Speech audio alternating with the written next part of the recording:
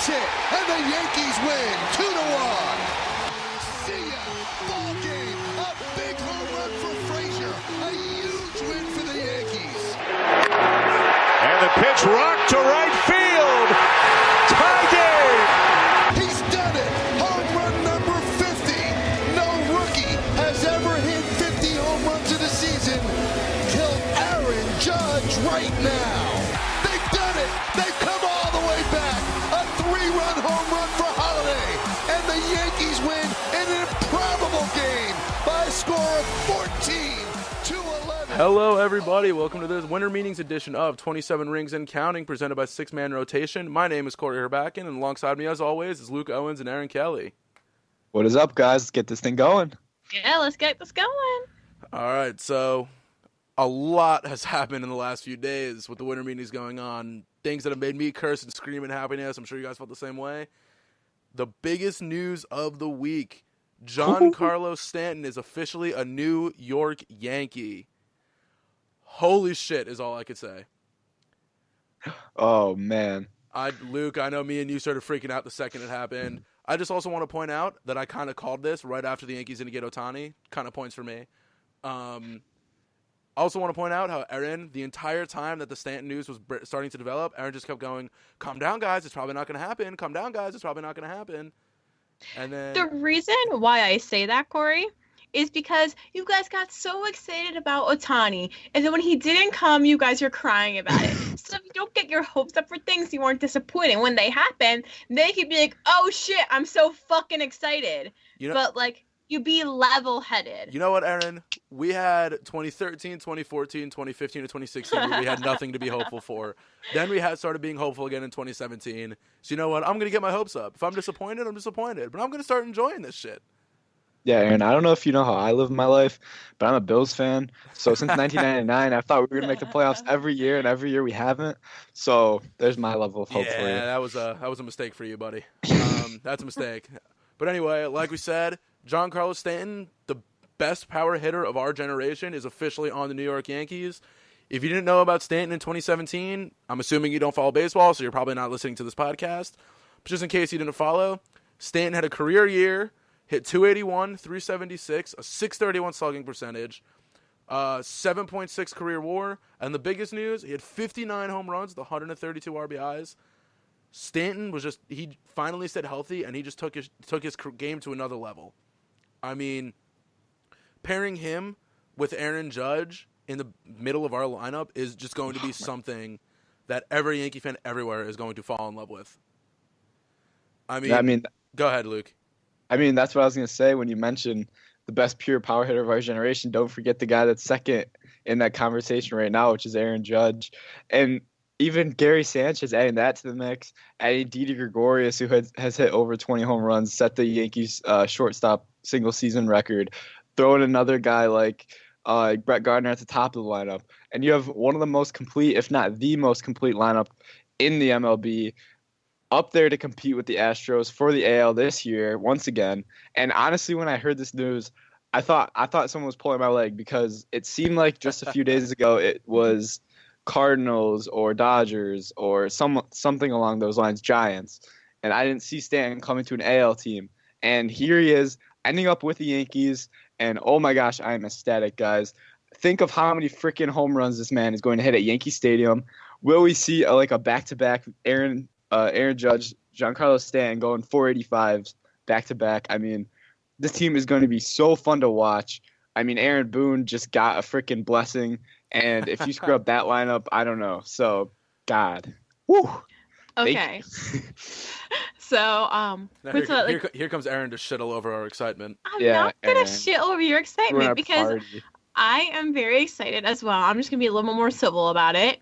But no, it is a great thing to have Stanton coming to the Yankees. You mentioned him with Aaron Judge, and I feel like I don't know if we talked about it in the podcast or if it's something just Corey mentioned briefly, is that Stanton could really help Judge bring in his stance, and that could generate more power for Judge in that sense, or just not striking out as much.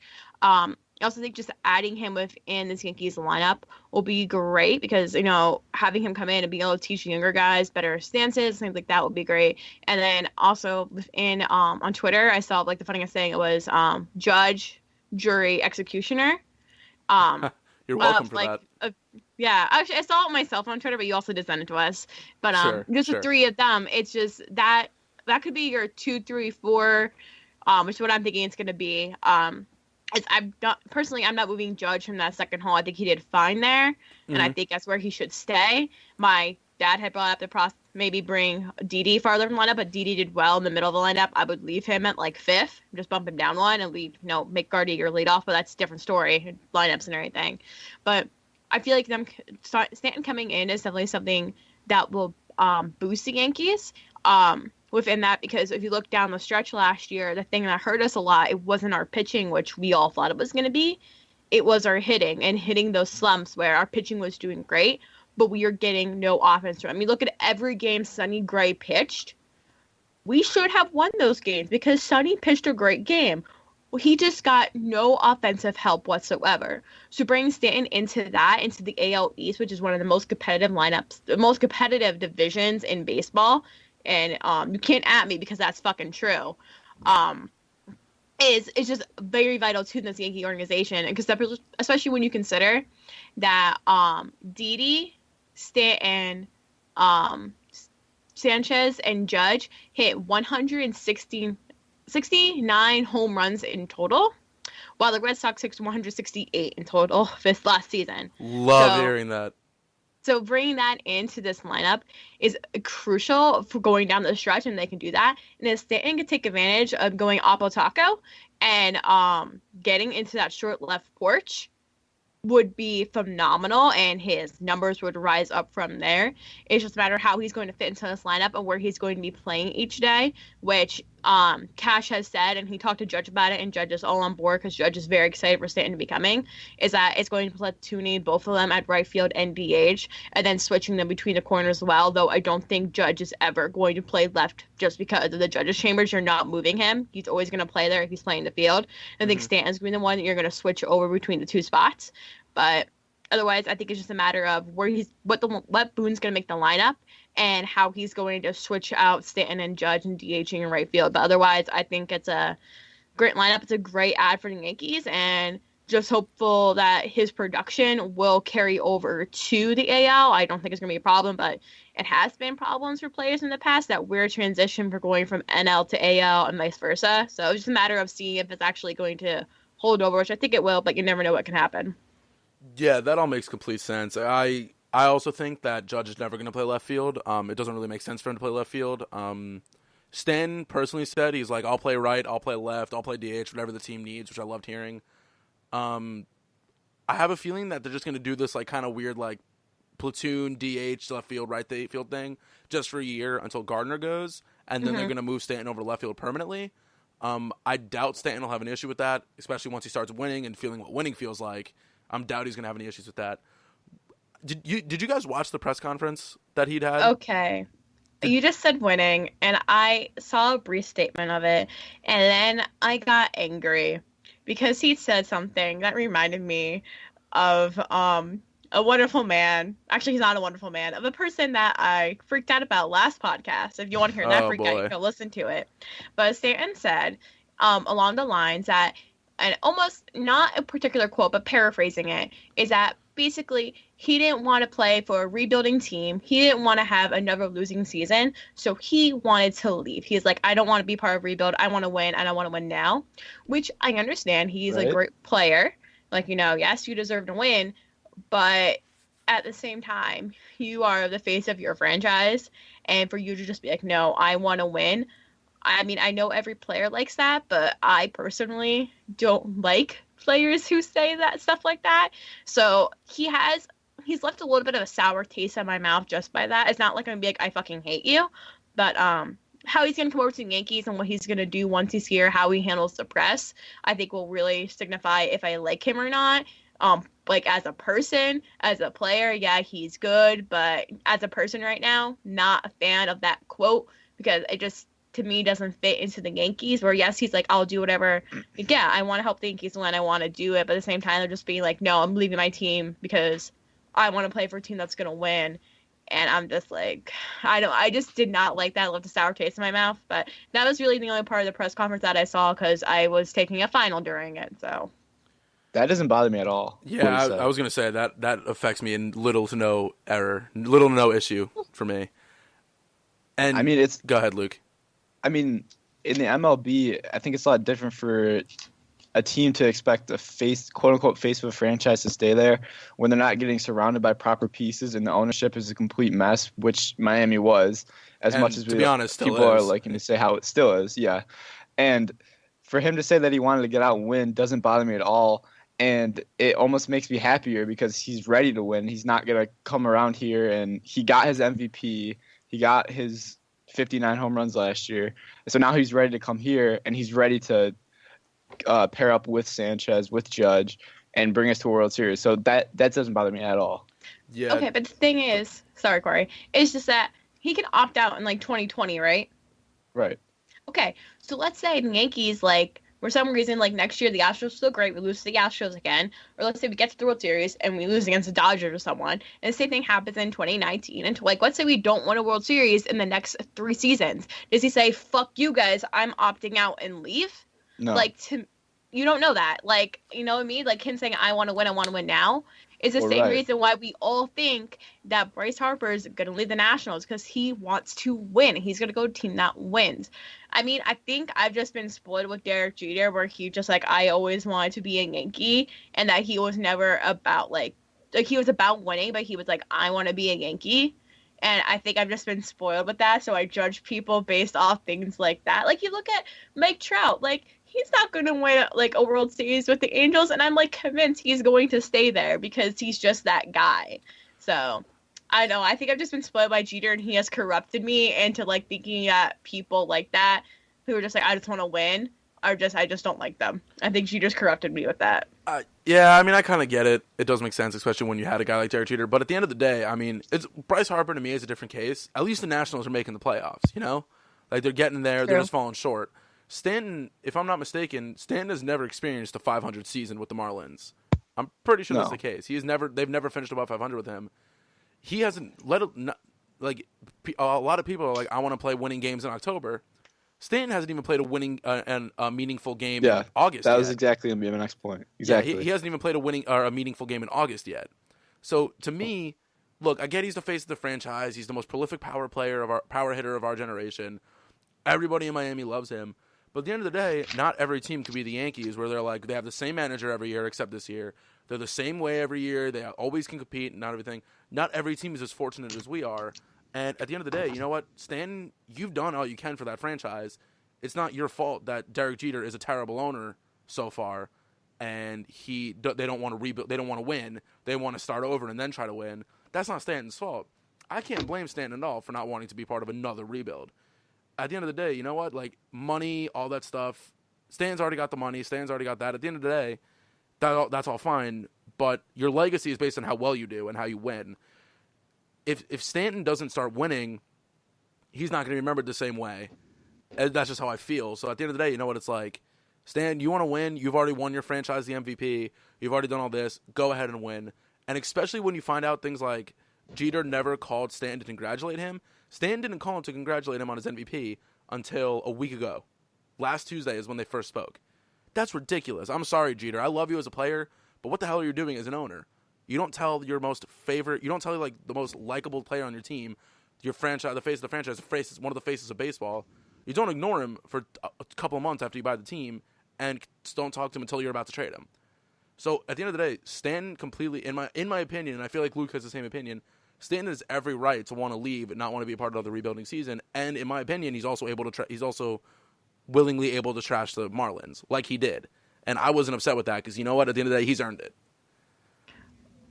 I get that. I mean, I understand it. Like, yeah, but, like, I just don't like the fact of trashing an organization that, yeah, you know what, his ownership wasn't the best to him, but I still don't like the fact of trashing an organization that took you on when you were 17 and has been, like, I just don't like the fact that you're just trashing this organization right now. It's like, I know it's just one of those things that I'm just like, I personally, like, it doesn't affect my way of thinking him as a player. Like, yes, he's an amazing player, but, like, trashing organization and stuff like that, to me, just leaves a sour taste in my mouth of you as a person and being like, this is not how you handle New York media, boy. Like, honey, you have a lot to learn.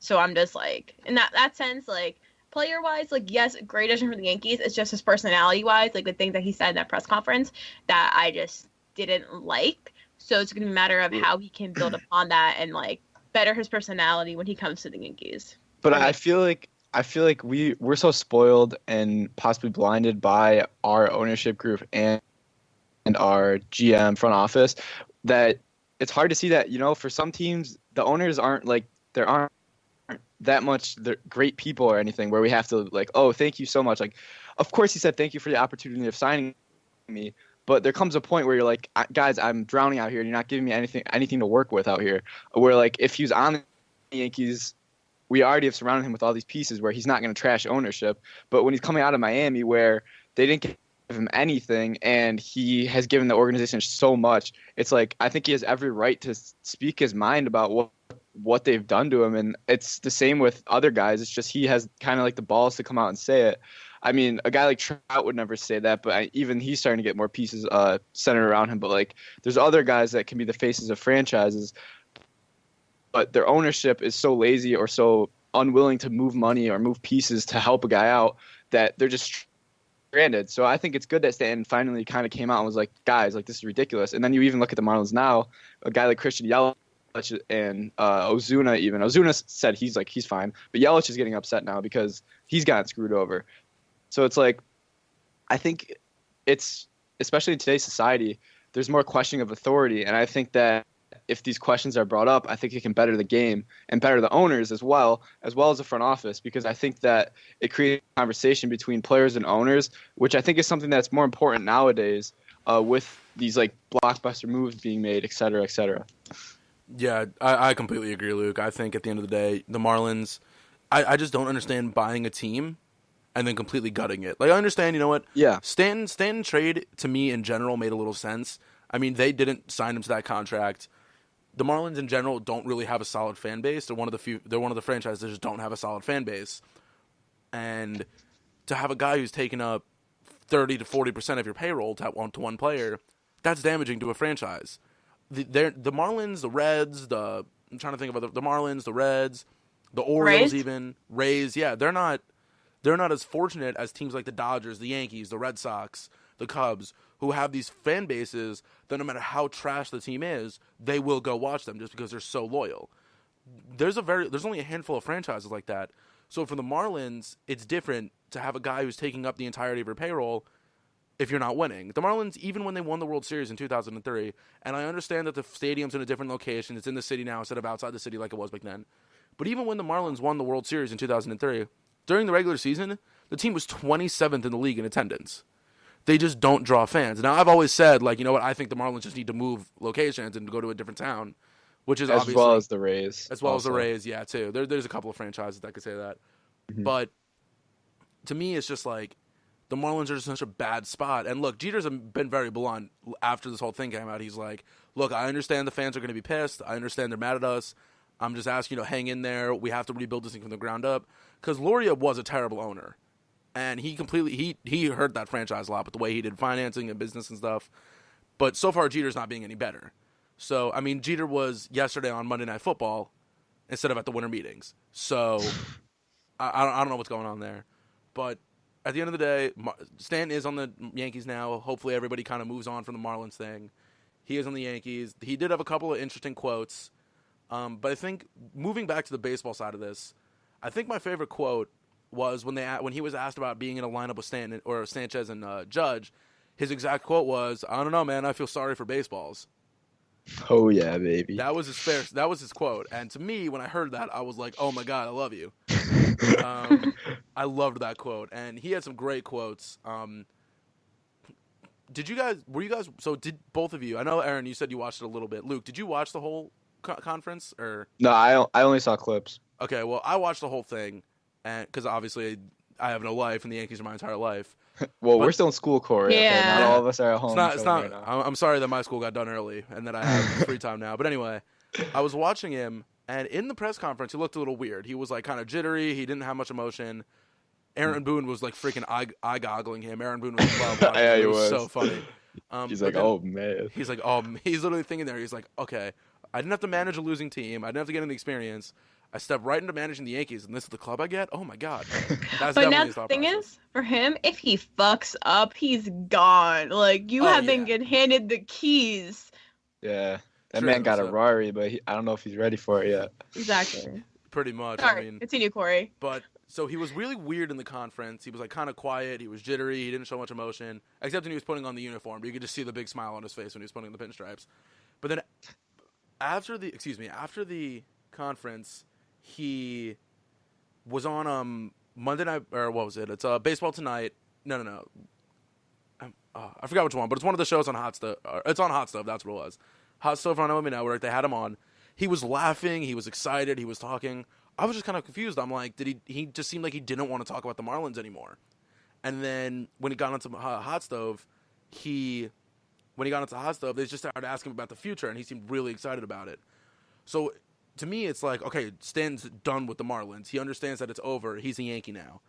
And I don't know if you guys saw any of those clips or anything, but that really excited me that he's like, all right, putting this in the rearview mirror, all I care about is the future. So that was my little rant. I just wanted to say that really quick. No, I agree. I feel like... Sorry, go ahead, Luke.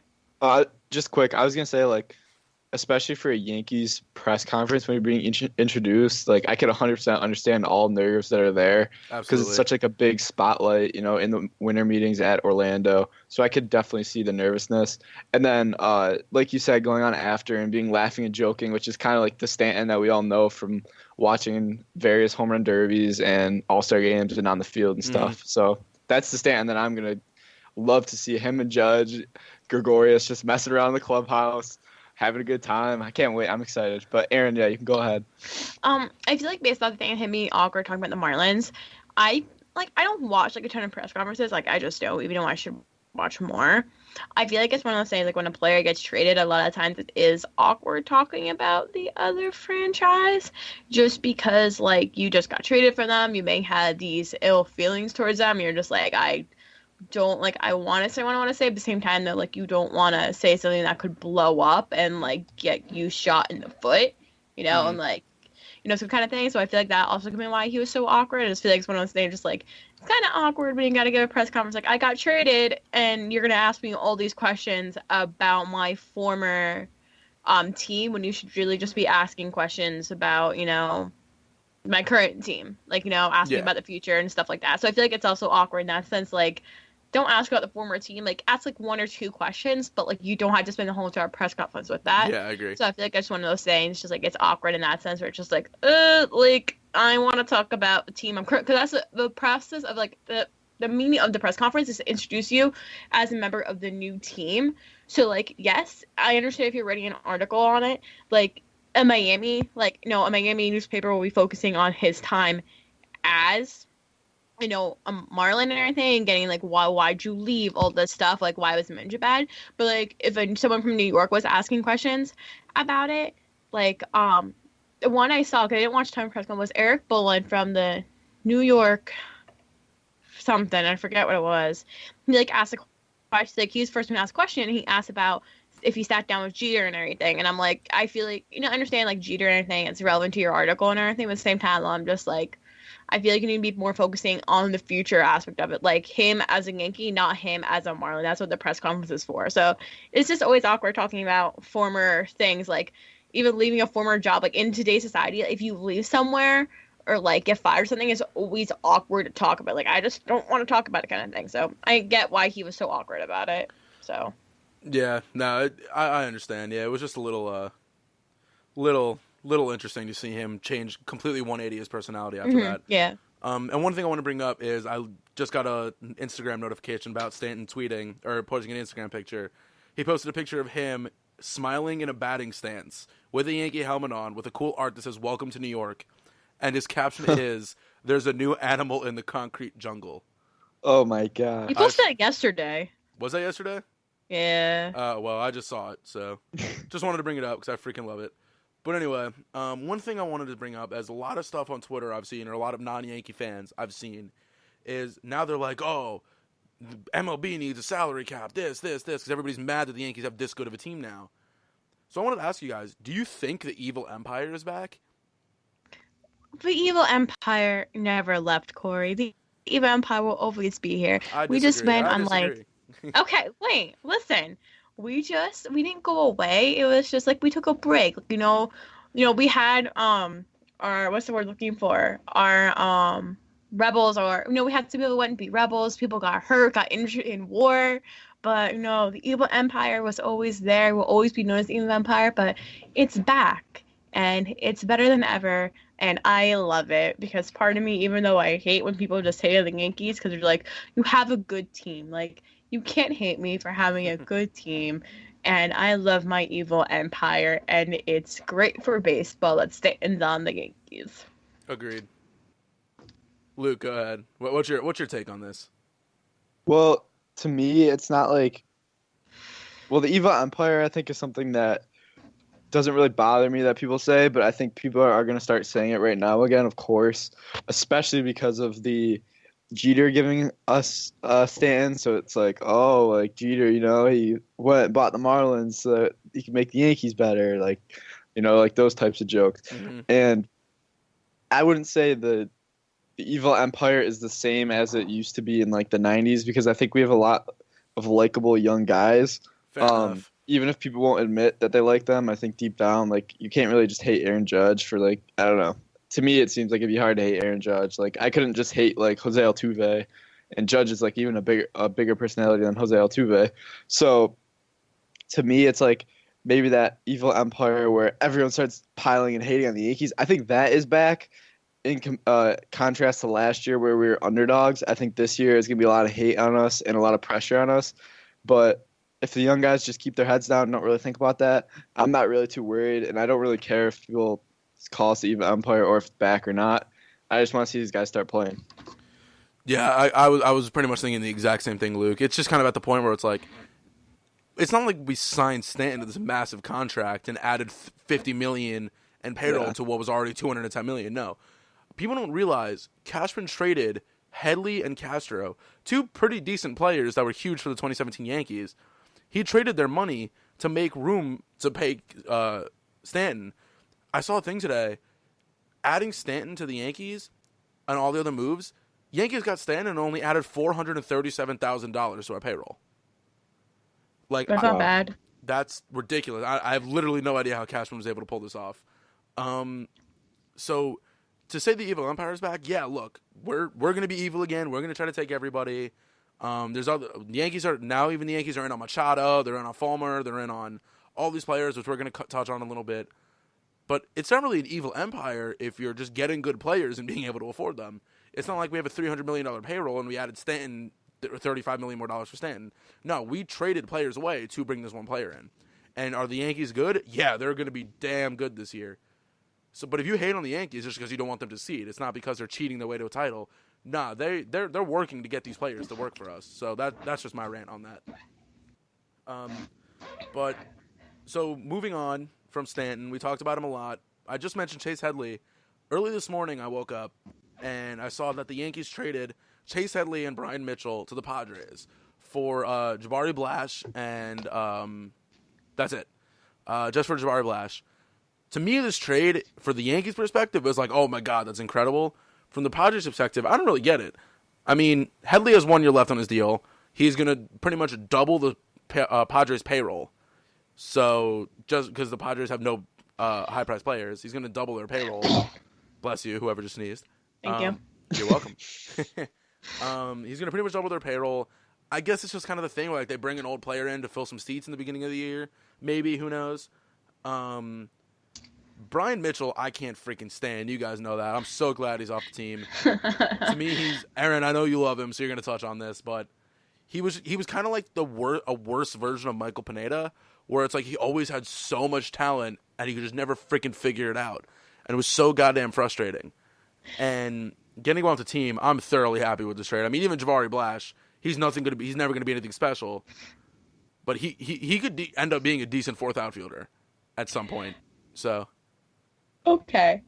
So to touch on this, of Headley going, well, I'm going to touch on Headley first. I mean, I didn't really look into this one because, like, I'm swamped with work or anything, but, like, Headley leaving I'm like, okay, you leave, cool. It just leaves room for Andujar to come up and for Torreyes to, like, fill in at third too.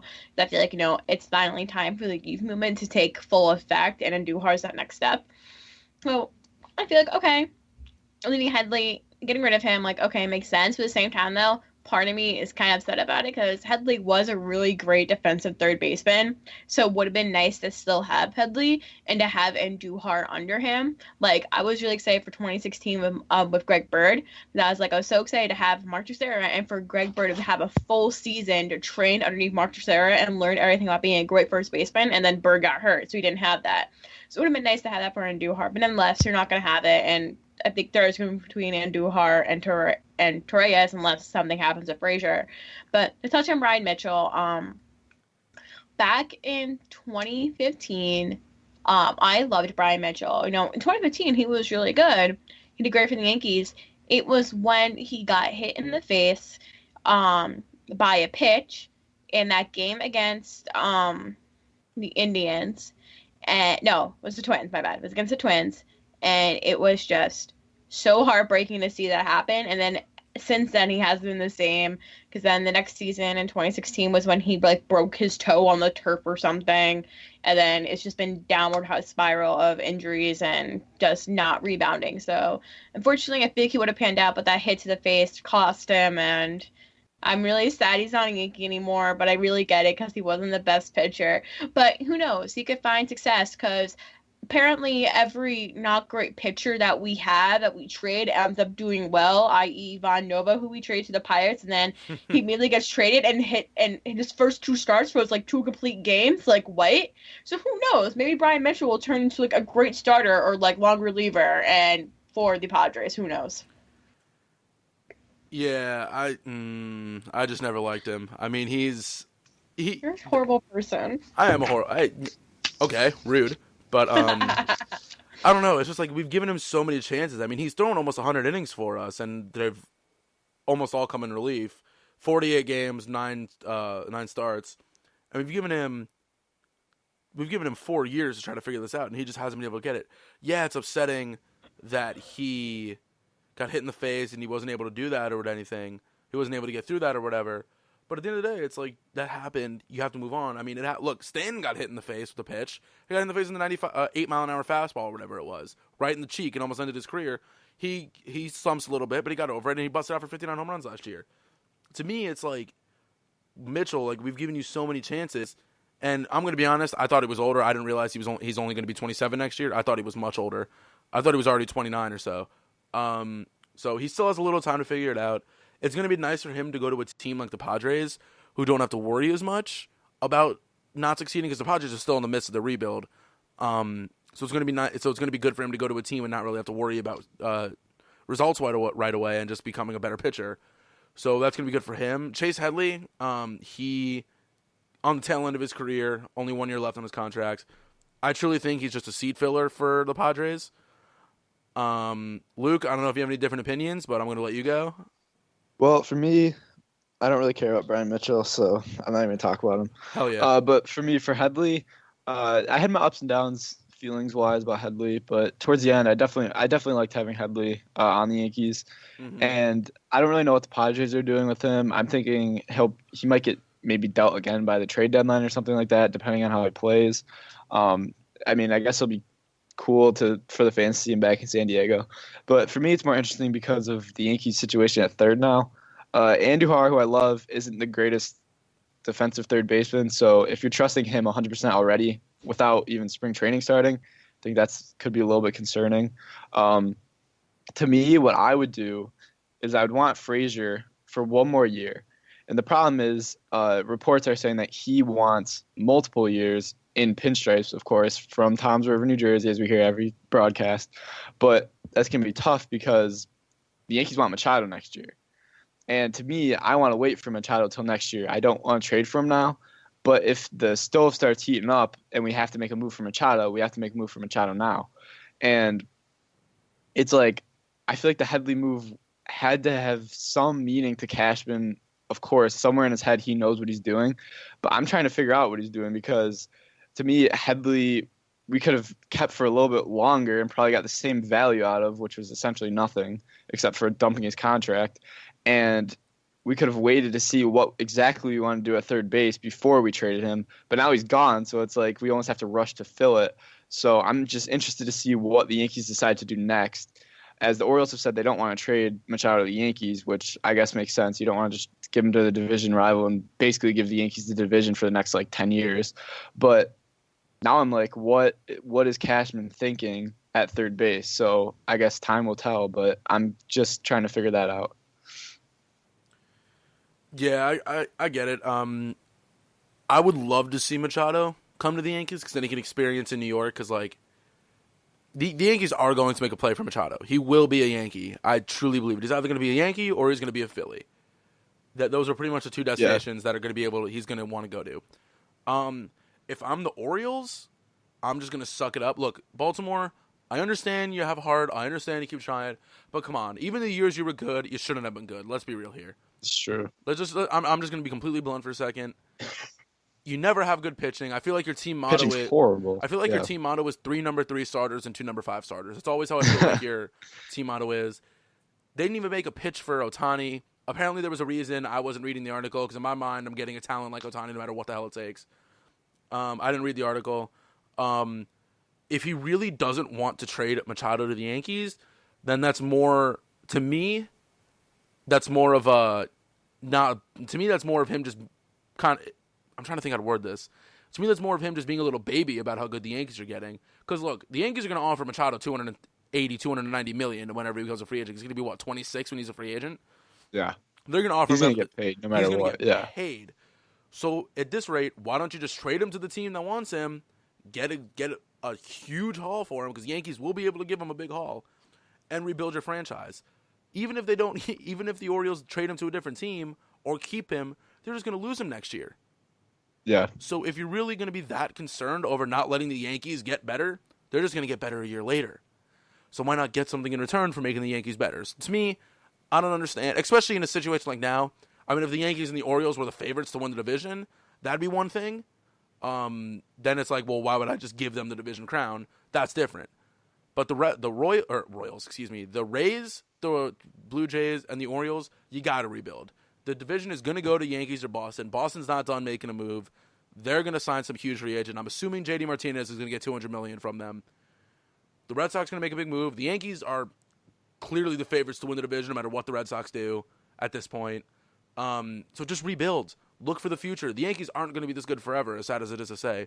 Rebuild for the future. Trade Machado to. It doesn't have to be to the Yankees, but listen. That's all I'm saying. Open your ears and listen. Nothing hurts from listening to a conversation. And Machado's sitting there and looking at what the Yankees are doing. He's like, He's like, shit, I want to be a part of that. These boys need a third baseman, don't they? Yeah, he's like, shit, I want to be a part of that. Okay. So, yes, I do agree that Machado being on the Yankees would make this team even more like our odds to win the World Series be even higher. And, in that sense. And, he'd be a great aspect to bring onto this team. I just think right now at the winter meetings, our main focus should be in getting a pitcher. Because, as of right now, your rotation is Gray, Montgomery, Tanaka, who am I forgetting? Severino. Sevy, thank you. I'm like, who am I forgetting? How'd you forget Sevy? Listen, do not start this. Anyways, you only have 4 pitchers right now because CC is in talks with the Angels to get a contract. So I think you really need to be looking at a pitcher because third base, I would like to have Machado, more experienced third baseman, obviously. But you do have Andujar, you have Torres, and potentially Fraser Ruiz if he agrees to a 1-year deal to man that. I just think right now with Machado, your pitcher is in one aspect right now. I think our lineup's entirely fine. are pitching. You need another starting pitcher. You can't have 4 starting pitchers because Adams, I mean, he could be hit or miss. You don't know yet. You can give him the chance, yes, but if he doesn't work out, you really don't have another backup in the minors to bring up because Sessa's not great. So it's that aspect of being like, who is our 4th starter? And Machado, he's going to be, he'll be a rental and then he goes up for a free agency. I mean, just let him go. If the Orioles trade him, he goes to a different team, then you pick him up next year's offseason. Because even though he wants to play shortstop, I feel like if he sees the Yankees and wants to play for a winning team, if we offer him enough money, he will come to the Yankees. And it's just and play third base. I think it's one of those things that right now, as much as I want Machado, our focus at these winter meetings should be getting a pitcher. And if we can get that next starting pitcher, then okay, take a stab at Machado if he's not gone after the winter meetings. But these need to be focused in on getting a pitcher because that's our main priority right now. Our lineup's fine. Yeah, no, I completely get that. It's like, at this point, the offense isn't what matters. It's more of the pitching. And look, the Yankees are in a position right now. We all know Jason on our website, and we all know he says he doesn't hate the Yankees, but we all know he does. He made a really good point to me that the scary thing about the Yankees is that they're already this good, and they can literally go out and get whoever they want. That's what makes this team so scary. Look, Gleyber Torres isn't going anywhere because I'm assuming he's being penciled in. I'm assuming he's already been penciled in as their opening day second baseman, as long as his arm doesn't fall off. He's not going anywhere. Apparently, from what I've read, Cashman and them, they are in love with Esteban Florial, and he's not going anywhere. I hope they don't send Justice Sheffield anywhere. To me, he's CC Sabathia light. Big lefty. Not as big as CC, but decent-sized lefty. So the Yankees can still have so much talent. I mean, look, Jorge Guzman was, I think, our number 9 prospects, and he went to the Marlins. He's their number 1 prospect now, I'm pretty sure. I think they moved him into the number 1 prospect spot, if not number 2. It's like, look, the Yankees farm system is so deep that we can get whoever we want and not destroy the farm. And that's what I feel like the Yankees need to do. Look, if you can go out and get Garrett Cole, if you can go out and get Michael Fulmer, if you can go out and get, for God knows who, Madison Bumgarner, do it. But if a player like Machado, even as little as we really don't need him right now, if his opportunity comes knocking at the door, you got to take that. You got to open the door and take that call. So that's just how I feel. I mean, look, the Yankees technically didn't need Giancarlo Stanton because their offense was already disgustingly good. But with something like Stanton, I don't want to say his value falls down, but his value becomes so much more difficult to trade and becomes so much different. You got to pounce on that opportunity. So the same thing. It's the same thing with Machado. If the Orioles call and they're like, look, we can't find a trade partner for him. Nobody will offer it to us. He wants to play for you guys. We need to get something back for him. What can you give us? Yankees got to take that opportunity, and they got to get whoever they can. So, again, I understand like this aspect, like, oh yeah, we can go out and get whoever we want. We should do it now.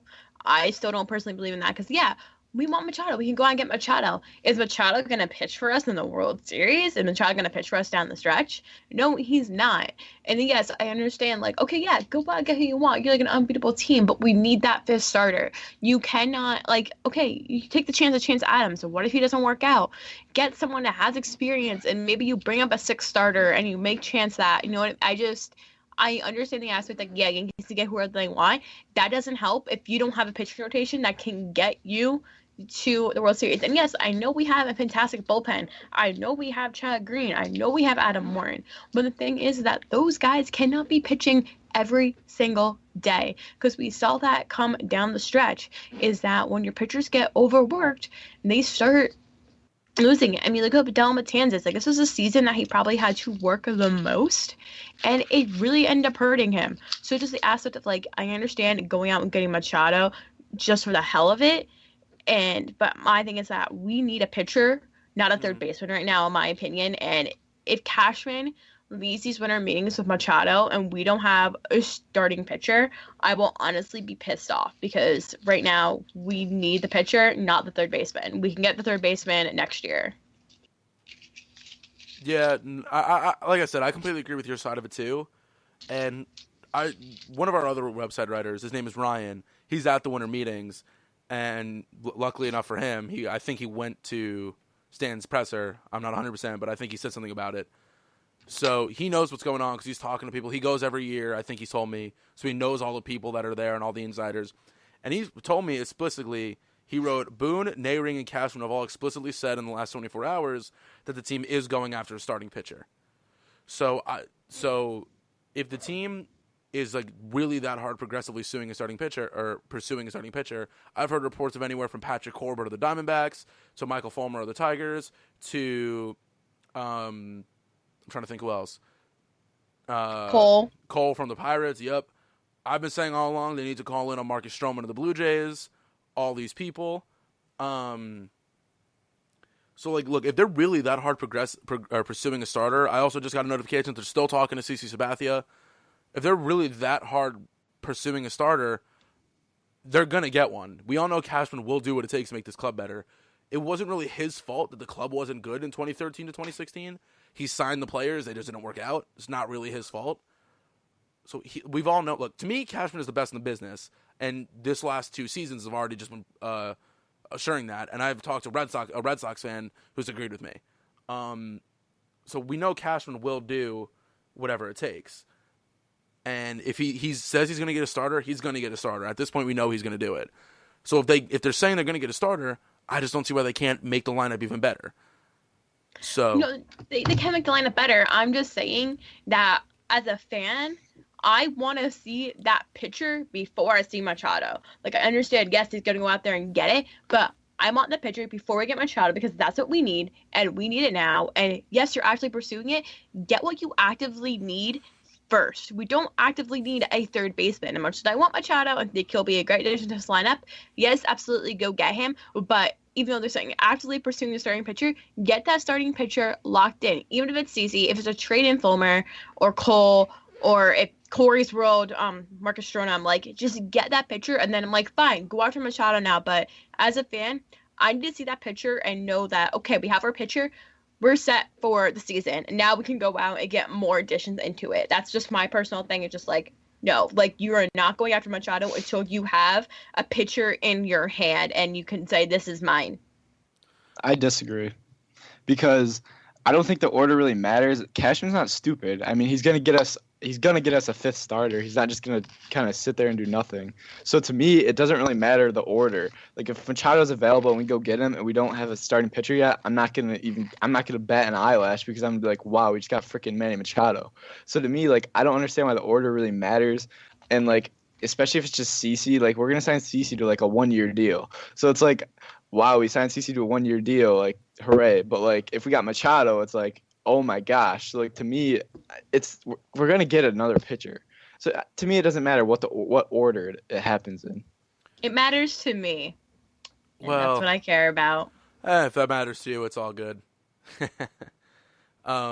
Luke, I was glad you stepped in, because I realized all of a sudden you hadn't talked in like 15 minutes. I'm glad you stepped in there. Me and Aaron have been going back and forth and yelling a little bit. Not as much as I yelled last week, but we're not going to talk about that. That's what I was like. I'm just going to disagree with Aaron, because you're neglecting me. Love you, Luke. Yeah, I mean, it's obvious me and Luke are on the same page way more than Aaron is with us. You guys are always on the same page, and then I always end up playing devil's advocate every time. It's true. Maybe you should get smart like we are. Excuse me. At least I didn't get my hopes up about Ohtani and then cried my fucking eyes out when it didn't happen. Hey. Okay? Hey. I'm allowed to get my hopes up, and I'm allowed to cry over baseball. Hey, Ohtani's going to suck, right, Corey? Yeah, Ohtani's going to be garbage now. He's going to be terrible now that he's on the Yankees. I'm literally going to... I need to tell everyone, you guys. Yeah, okay. Continue. What's the next topic, Corey? Moving on. All right, we're going to move on now, because we harped on that a long time. Very, very long time. I'm trying to pull up the list here because I clicked away from it, which was probably stupid. All right. So now we already touched on it a little bit. Rest of the Yankees offseason. Obviously, I have it written down here. I was going to ask, do you guys think the Yankees are done? We all just agreed they're not. So we don't even need to touch on that. Now I'm going to say, if you could make a trade or sign any player right now in the league, who would it be? Aaron, you go first, because I feel like you got some people. I didn't think about this. I'm not prepared. I feel like, honestly, like you said it, I would say you have a great farm. The Blue Jays suck. Why not try to go after Marcus Stroman? I feel like you talked about the other day, and as much as, his personality, actually, he doesn't have a bad personality.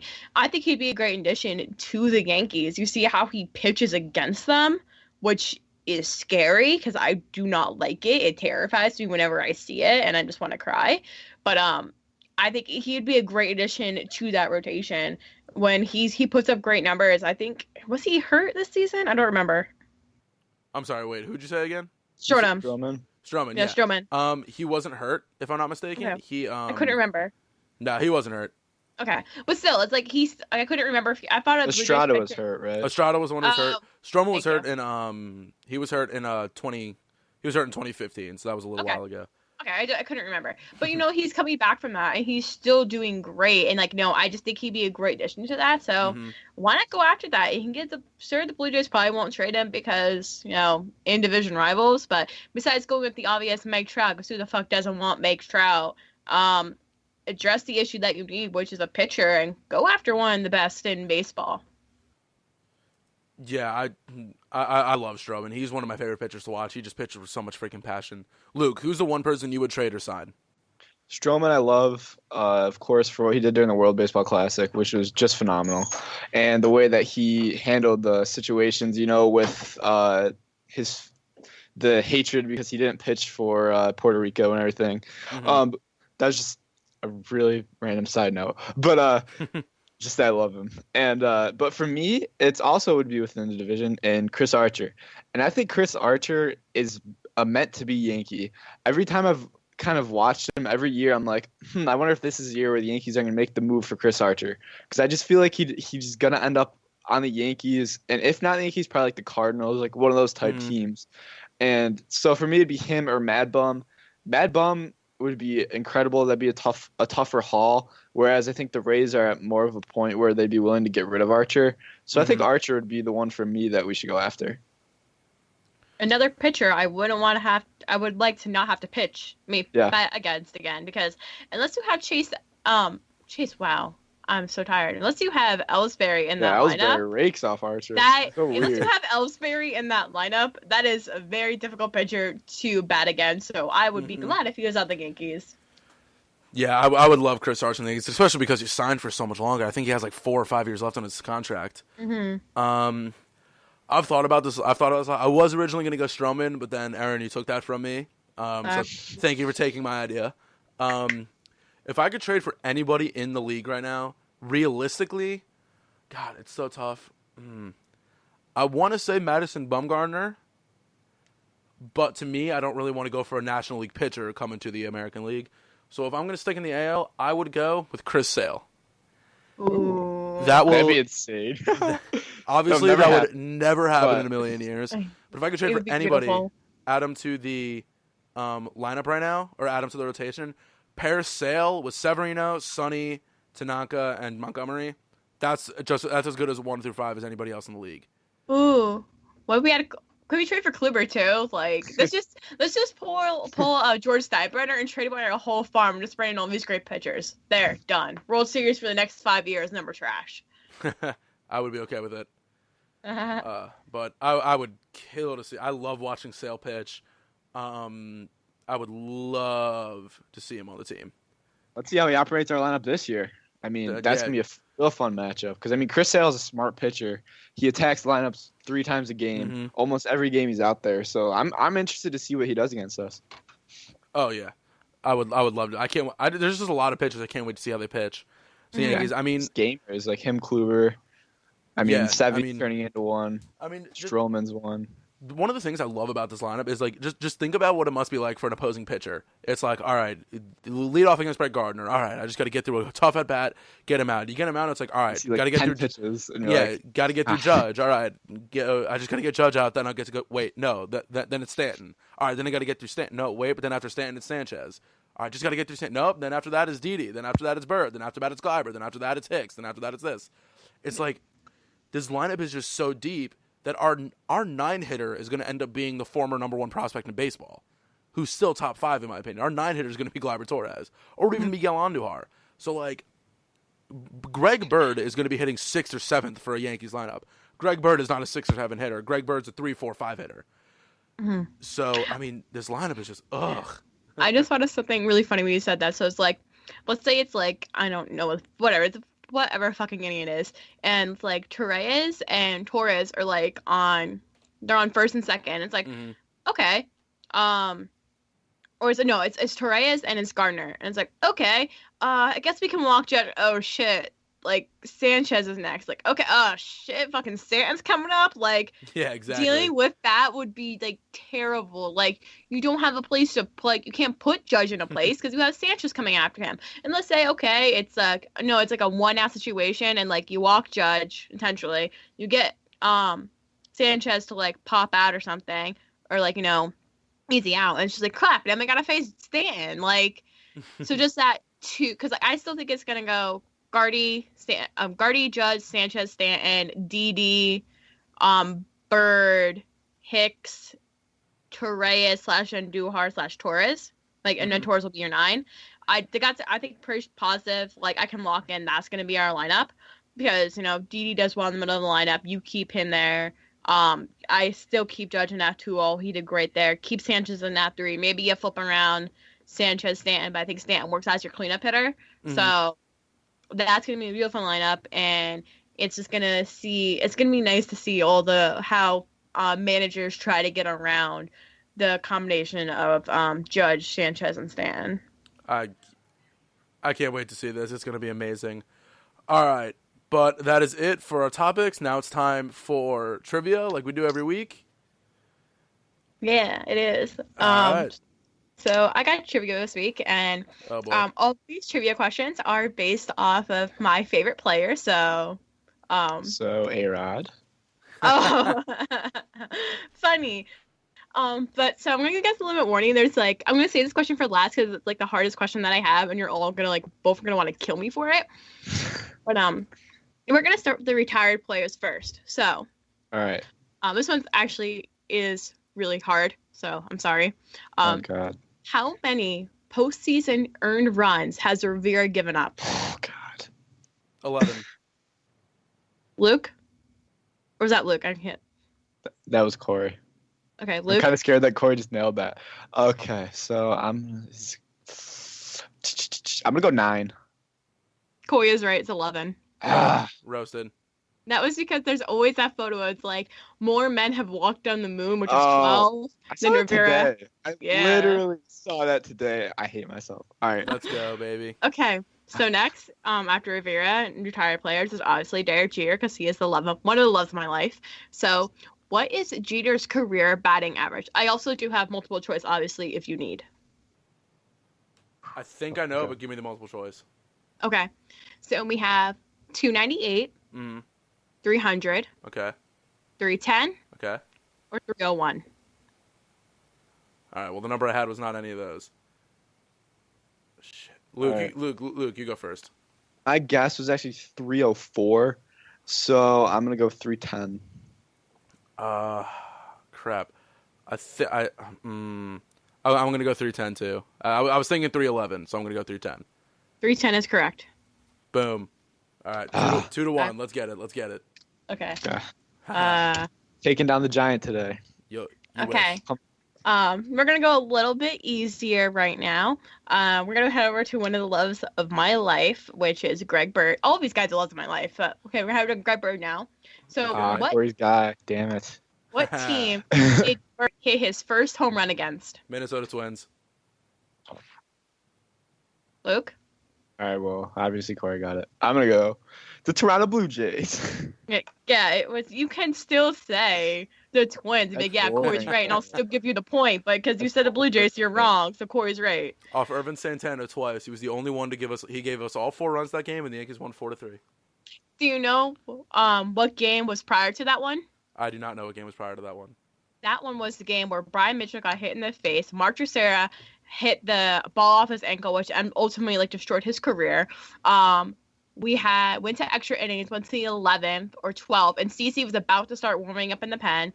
Greg Bird hits a lead-off double, and then I forget who came up, but Bird didn't that was almost Bird's first home run was almost a walk-off home run. Didn't happen, but he had smart base running it. It didn't go because he would have been out. So and then because Eduardo Nunez was the one that hit Mitchell in the face. He felt so bad that he caused an error, which let Brendan Ryan score, and the Yankees won. Well, that was that game. I'm also pretty sure A-Rod hit a game-tying grand slam in that game. Another good thing A-Rod did. A-Rod. Anyways, more trivia for you. We're gonna head over to Dylan Betances. So, ooh. How many strikeouts did Betances record in his rookie season? And again, I always have multiple choice. I'm gonna let Luke go first because I don't think I need the multiple choice. The games he was in. How many strikeouts? Yeah. I don't think I need the multiple choice. I think I know it. Wow. Are you gonna go? No, you go, Luke. I want to hear your guess first. Well, I want to know how many games he played in his rookie year. Like, are we talking about like when he got called up or when he played like consistently? No, she's talking about strikeouts. Yeah, strikeouts. And right. 2015 was his rookie season, right? Yeah. Like his full rookie season. Yeah, 2015. Okay. Okay, so. Wait, no. I think 2014 was his rookie season. I'm just gonna. I forget. I know. I have the right answer. I just don't remember. I'm just gonna say the answer. I think it's 135. Okay, Luke. Okay, I was gonna go 125. Corey's right. It's 135. Oh my gosh, what? How do you know all this? Because I don't try in school. I always wondered. It was 2014. I always wondered how good. I always wondered what I'd be able to know if I didn't know all this useless baseball knowledge. A lot, probably. Okay, and now what I think is the absolute hardest thing I'm ever gonna ask you guys, and you're both gonna want to murder me for it. Nah, I got this. So, the ultimate love of my life, the person I call my future husband, even though it won't happen. What was Aaron Judge's high school ERA? Wasn't it like, oh my gosh, wow. 0.88. I have multiple choice if needed. Yeah, give us multiple choice. I think I have the number. Okay. We have 0.65. Okay. 1.02. Okay. 0.96. Okay. Or 0.78. I'm going to go with 0.65 because that was actually the number I had in my head. 0.78 because I said 0.88. Corey gets a clean sweep. Wow. Oh, let's go. Oh, my God. Okay, wow. Well, how many receiving yards did he have? Wow. What? Hey, that doesn't matter to me now. How many receiving yards he has doesn't matter to me. Yeah. Oh, man. Wow. 5 for 5 today. I'm hyped. Yeah, 0.65. I think he went like 9 for something. But yeah, he was a very good high school pitcher. Which he would have been a pitcher if his college head coach wasn't like the infield, wasn't the like everyday player kind of coach thing. So, yeah. Perfect. Fun facts. All right. But that makes me, what is that? That makes me 3-0 so far. All right. I'm cashing in. I'm with 3, baby. It's all right, Luke. You get to host next week. You don't have to go again. Oh, sweet. All right, bet. All right. But, again, we talked about a lot of stuff today. Giancarlo Stanton, officially New York Yankee, creating modern-day Murderer's Row. Before we hang up, I just want to mention one more thing I saw. I saw that the Yankees were considering asking Stanton to wear 77. Said Stanton and Judge could be 77 and 99, mirroring 7 and 9 from Mantle and Maris. I thought that was awesome. That was great, but I feel like Clint Frazier would have been like, what the fuck? Clint Frazier, you know what? If Stanton won 77, Clint Frazier can absolutely be a different number. So, but anyway, I just want to bring that up because I thought that would have been awesome. But anyway, we talked about a lot. Stanton a Yankee, Headley a Padre. Yankees have a lot more moves to make. Again, my name's Corey Herbakin. Alongside me are Aaron Kelly and Luke Owens. Later, Thank you guys for listening. And we will be back here next week as always. Thank you guys for listening. Have a good night.